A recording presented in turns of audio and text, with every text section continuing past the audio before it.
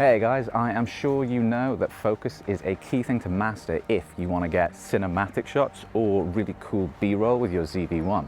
And just like vlogging properly, not being distracted, focus is something that is essential. Petty! I'm going to show you how to get the best out of manual focus and autofocus, 5 techniques for cinematic shots, plus a whole bunch of other tips. And I've made a demo to show you what you can do with the techniques we're going to cover. So I will see you on the other side.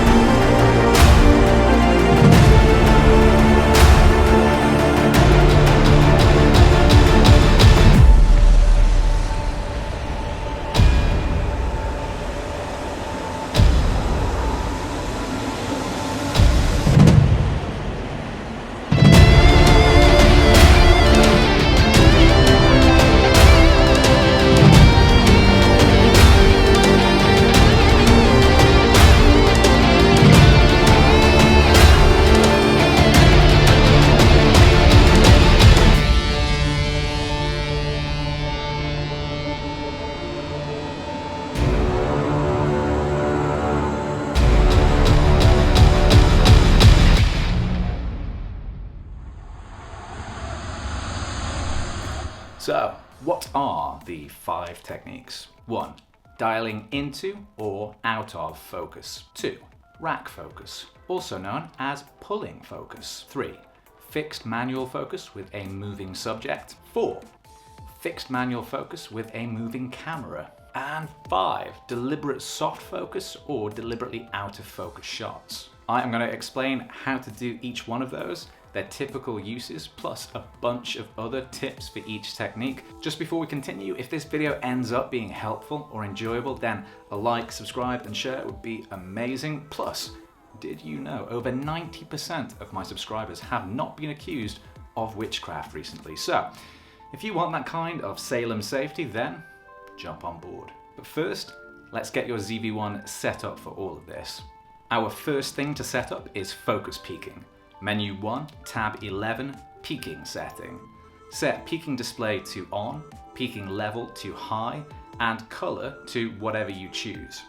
Peaking outlines what is in focus when you're using manual focus. High makes the outline as pronounced as possible, and the color options let you choose something which will stand out compared to what you are shooting, so you can easily see it. Peaking is really helpful in good light, but struggles a lot more in low light, so just bear that in mind. And if you're interested in how to get the best low light results with your ZV1, I made a detailed guide you can find in the description. Next is initial focus magnification, which can help with that low light limitation in menu 2, tab 3. I set this to 4 times magnification, so when you set manual focus, you have a zoomed in view to more easily see exactly what is sharp. This is great for double checking your manual focus shots and super useful in conditions where it is too dark for peaking to work correctly. Third is all about touching. Thankfully, not the kind that will get you arrested, but the kind you will find in menu 2, tab 8. Set function of touch operation to touch tracking. The touch focus option is similar, but tracking is more flexible and better for moving shots or subjects. We also need to ensure that touch operation is switched on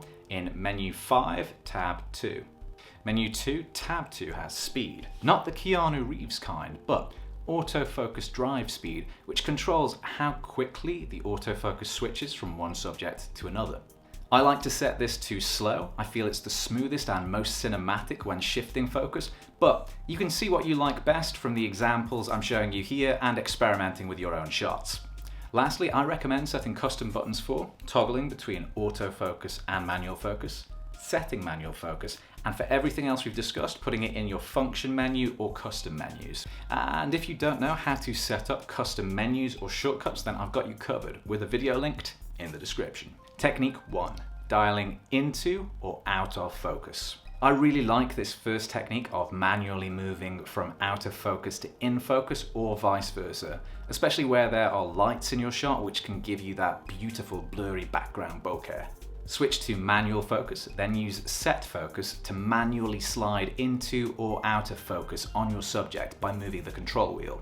Clockwise for a more distant focus and anti-clockwise for a closer focus. These shots are great for slow reveals, establishing shots, blending shots together, and the classic character just woke up vibe. Thankfully, I don't need that last one. As you guys know, I don't sleep. I am powered by the like button, so be sure to hit it. You might find that dialing in focus with the control wheel causes too much camera shake in your shots. So I recommend securing your ZV1 to a heavier tripod or using the control with smartphone feature so you don't even have to touch your camera. That same video in the description, which explains custom shortcuts, also explains smartphone remote control. Efficient. My other tip here is don't overuse these shots or you might end up like Beyonce, who famously said, "My body is too bokeh-licious." And I'm pretty certain this was what she was talking about. Technique 2. Rack focus, also known as pulling focus. If you thought this was about focusing on my rack, then shame on you. But totally understandable. It's a spice rack. And a fine one too. Rack focus is when our focus smoothly moves from one thing to another, usually between foreground and background. It can be great for drawing attention to particular details or switching emphasis between subjects. It can also be nice to switch focus with the flow of a conversation. Soon the one who makes videos will sleep. Yes, and that's when we steal his potatoes. What? What are you talking about? Chilling. To use rack focus, we want to be back in autofocus, then touch the thing you want to have in focus on the ZV1 screen, which will focus on it and start touch tracking. When you want to switch, touch the thing that you want to move your focus to. The tracking will switch to that and rack focus between the two things. As for extra tips, this one is tougher to do in low light because the ZV1 autofocus generally struggles when it's a bit darker. So try to maximize the light in your rack focus shots where possible. Also, when you tap the screen to switch focus, it can cause movement and shake in your shots.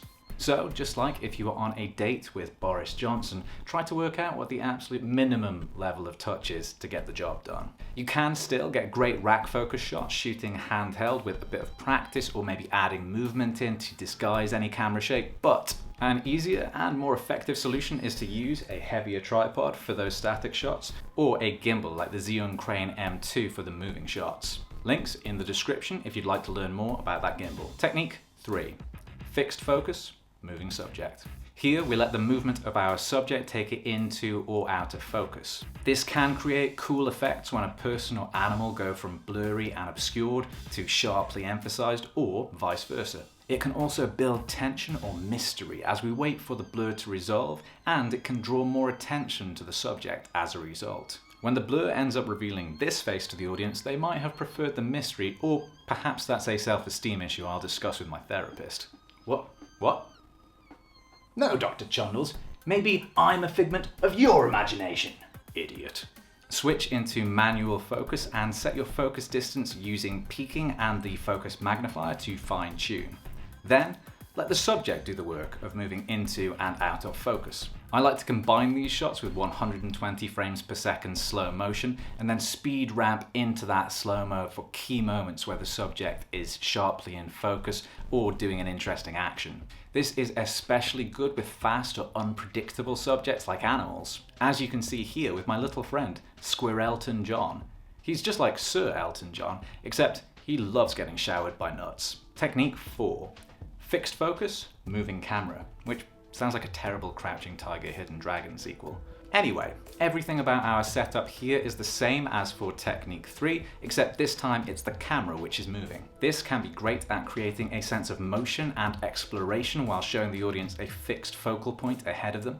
The closer you set your focus, the more beautiful blurry background bokeh will dominate the frame and give a more trippy effect, especially if you combine it with some fast movement. Slower movement and a slightly more distant focus can both work nicely for gradually introducing something to the viewer as it moves into focus, or providing a more deliberate journey. Since I'm moving the camera with this technique, I like to combine it with ultra slow motion, and you can get really dramatic focus reveals with some speed ramping. And if you'd like a detailed guide on ultra slow motion, link in the description. Both technique 3 and 4 will be more dramatic if you set a relatively close focus distance, because this will generate a bigger contrast between what is in and out of focus. Technique 5, deliberate soft focus or out of focus shots. Last but not least is soft focus, where we deliberately make our subject a little out of focus but still clearly recognizable, or strongly out of focus shots which get pretty abstract and which I'm going to call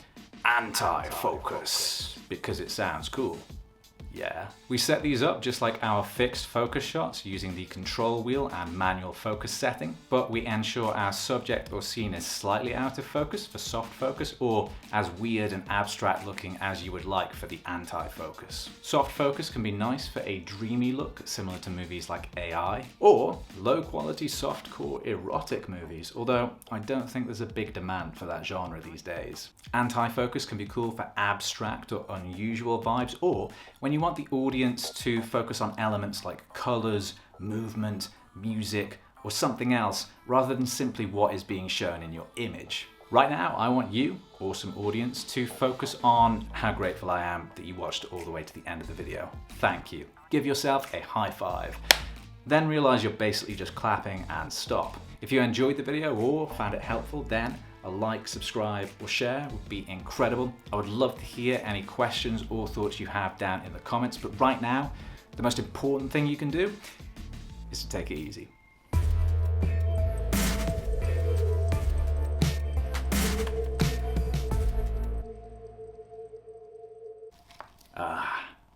Discount Fanta. All the chemicals, half the price.